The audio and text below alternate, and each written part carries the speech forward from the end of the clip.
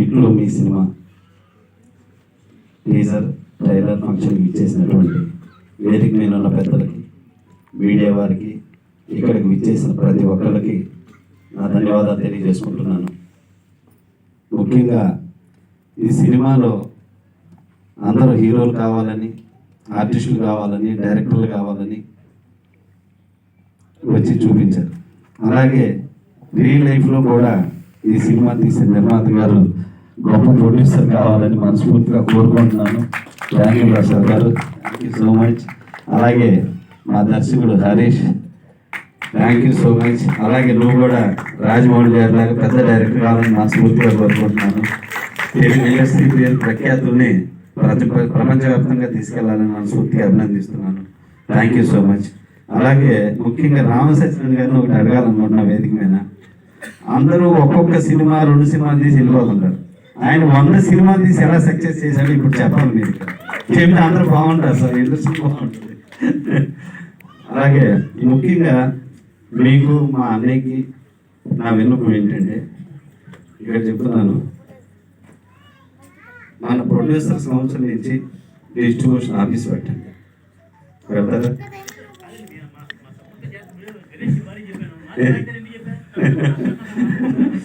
అలాగే distribution office నుంచి ఒక ఆడియో కంపెనీ పెట్టండి మన కంపెనీ. అలాగే ఒక ఓటీటీ పెట్టండి. అలాగే ముఖ్యంగా కిలుపు లాంటిది ఇంకొకటి పెట్టండి. ఇవి మన నిర్మాతలకి అందరికీ హెల్ప్ అవుతుంది. ఈ రోజున ప్రతి ఒక్కళ్ళు సినిమా తీసి చాలా ఇబ్బందులు పడుతూ ఒక్కొక్కళ్ళు ఇంత డబ్బు చేసి ఇంత బాగా చేసిన సినిమాలు కూడా చేతులు కట్టుకుని ఇంకో చోట నిలబడాల్సి వస్తుంది. సో నేను అన్న ఈ 4 ఆలోచిస్తే డెఫినెట్గా చాలా మంచి జరిగింది అనుకుంటున్నాను. ఇది చేయాలంటే మా ప్రసన్న అన్నయ్య వల్లే అవుతుంది. థ్యాంక్ యూ అన్నయ్య, థ్యాంక్ యూ సో మచ్. అందరూ బాగుండాలి. Thank you so much. Thank you సముద్ర గారు. ఇవాళ మనం ఎల్వి ప్రసాద్ గారి ల్యాబ్లో ఉన్నాము. సినిమా ఇండస్ట్రీ స్టార్ట్ అయిన కొత్త 1930లో ఏమీ లేనప్పుడు ఆయన బాంబే వెళ్ళి లైట్లు మూసాడు. లైట్ బాయ్గా ఉన్నాడు, మేకప్ అసిస్టెంట్గా ఉన్నాడు. దాదాపు ఒక 24 క్రాఫ్ట్లలో 18 క్రాఫ్ట్లలో ఆయన పనిచేశాడు. జూనియర్ ఆర్టిస్ట్గా కూడా పనిచేశాడు. ఎల్వి ప్రసాద్, లక్ష్మీ వరప్రసాద్ ఇవాళ మన తెలుగు ఇండస్ట్రీకి ఆయన పితామహుడు. అలాగే మనం రఘుపతి వెంకయ్య నాయుడు గారు తనకున్న ఫోటో స్టూడియో అమ్మి లండన్ వెళ్ళి అక్కడ కెమెరా కొని ఆయన కొడుకు ప్రకాష్ని డైరెక్టర్గా చేసి మొట్టమొదటి మూకీ సినిమా తీసి రంగు అలాంటి అన్ని దేశాలకు వెళ్ళి, బర్మాకు వెళ్ళి టూరింగ్ టాకీస్లో సినిమాలు అనిపించాడు. చాలా కష్టపడ్డారు. ఇవాళ 93 ఏళ్ళ ఈ సినిమా చరిత్రలో మొత్తం ప్రాణం పెట్టి, ఆస్తులు తాకట్టు పెట్టి, అమ్ముకొని జీవితాలు త్యాగం చేసిన మహానీయులందరూ చాలా మంది మన కళ్ళ ముందర ఉంది. కానీ ఇవాళ యంగ్ జనరేషన్ కెమెరాలు వచ్చినాయి, అన్ని ల్యాప్టాప్లు వచ్చినాయి, చాలా ఈజీ వే అయింది. ఓవర్ నైట్లో రాజమౌళి కావాలి, ఓవర్ నైట్లో హీరో కావాలి, ఓవర్ నైట్లో టాప్ వెళ్ళాలి అనుకుంటున్నారు తప్ప దాని వెనుక ఎంత తపన పడాలి, ఎంత కృషి చేయాలి, దానికి సంబంధించిన జ్ఞానం ఎంత సంపాదించుకోవాలనే ఆలోచన చాలా తక్కువ మందిలో ఉంది. దయచేసి యంగ్ జనరేషన్ చెప్పేది ఒకటే, బాగా ప్రాక్టీస్ చేయండి, బాగా స్టడీ చేయండి, తర్వాత ఫీల్డ్లోకి దూకండి. యాక్టింగ్ చేయాలంటే కూడా ఇమీడియట్గా యాక్టింగ్ రాదు. నవరసాలను అవగాహన చేసుకోవాలి.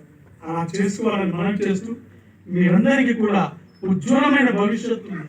బట్ ఎవ్రీడే మీరు సాధన చేయండి. చేస్తే మీకు ఇవాళ ఉదయ్ భాస్కర్ గారు 50 ఏళ్ల నుంచి ఆయన ప్రయాణం చేస్తూ ఉన్నాడు. నా సీరియల్స్కి ఆయన డైరెక్షన్ చేస్తాడు. సీరియల్స్కి గొప్ప వేదాంతి. ఇవాళ ఈ వేదిక మీద ప్రసన్న కుమార్ గారు మన మధ్య ఉన్నారు. గొప్ప నిర్మాత, ఇవాళ ప్రధాన కార్యదర్శి నిర్మాతల మండలికి. అలాగే మన ఛాంబర్కి కూడా వెన్నుదన్నుగా ఉన్న వ్యక్తి. వారి స్పందన వినాలని నేను, మీరు కోరుకుంటున్నాను.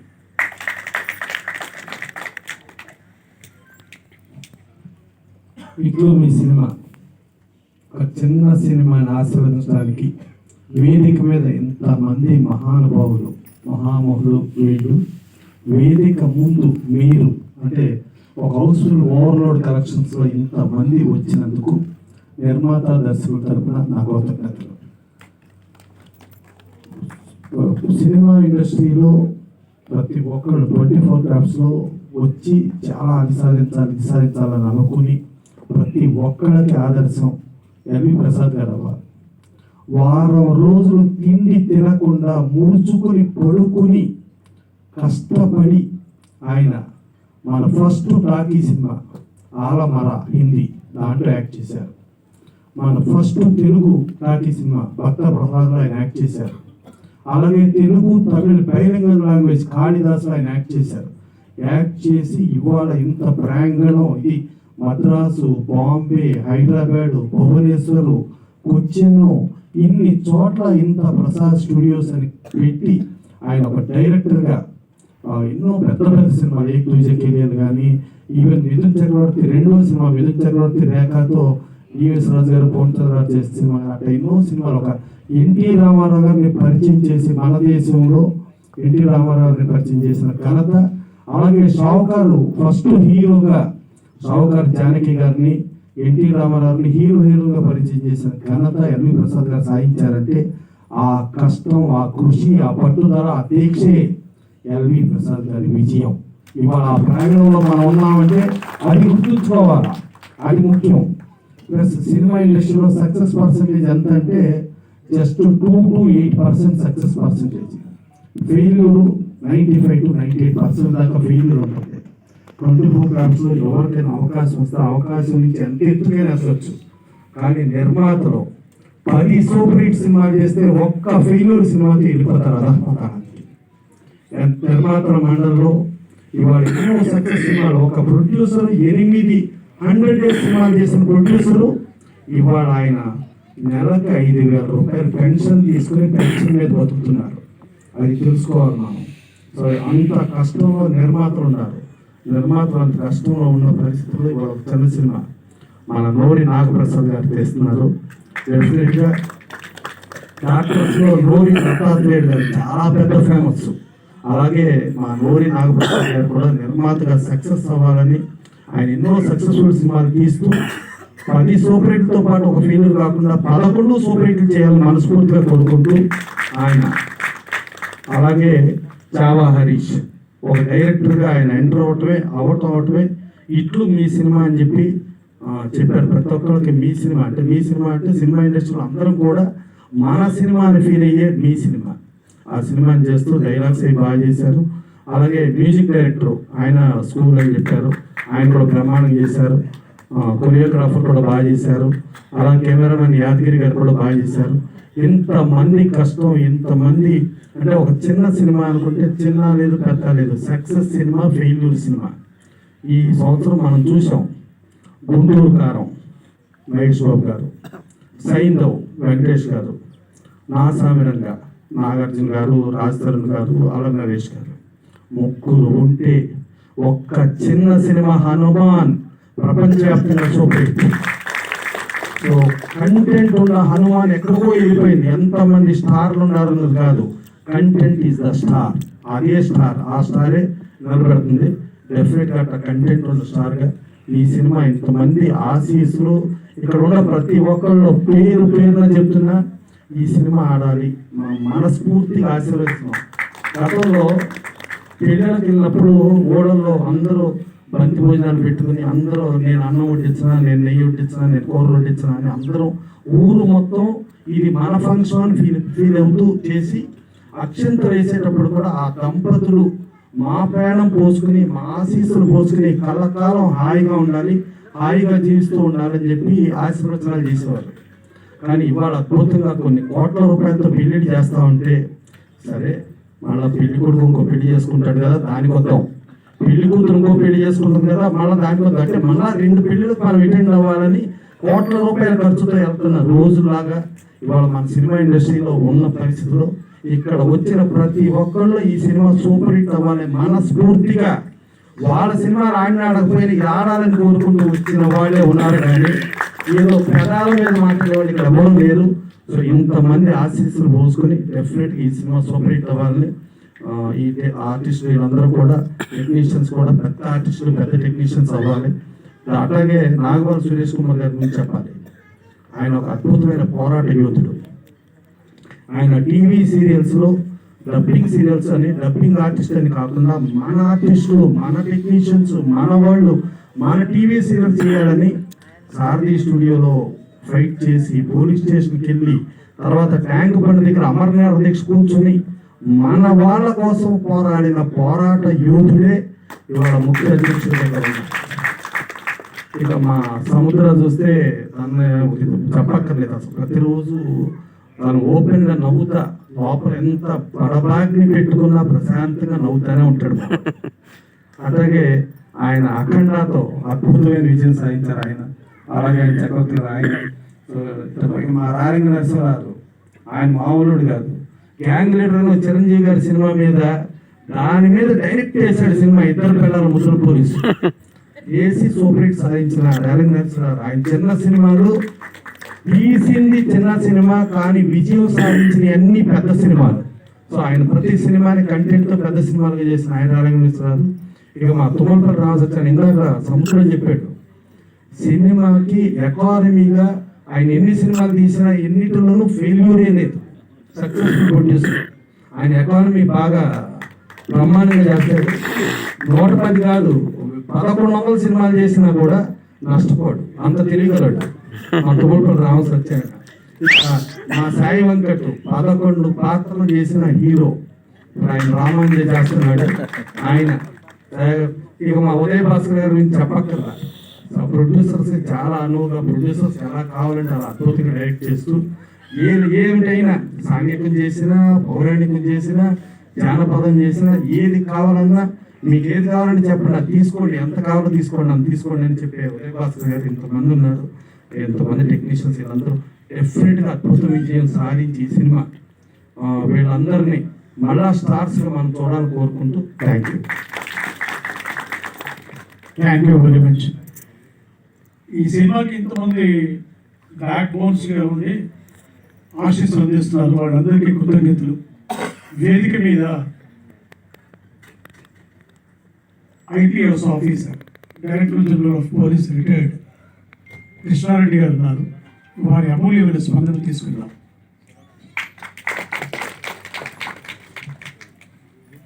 సభకు వందనాలు. ఇక్కడ ఈ సభలో ఉన్న వాళ్ళు నాకు ఇద్దరు వ్యక్తులు పరిచయము, ఉదయ్ భాస్కర్ గారు, రాజు గారు. ఈ ఇద్దరు వల్ల ఇదేమో నేను నా వైఫ్ ఇక్కడ ఈ ఫంక్షన్కి వచ్చినాము.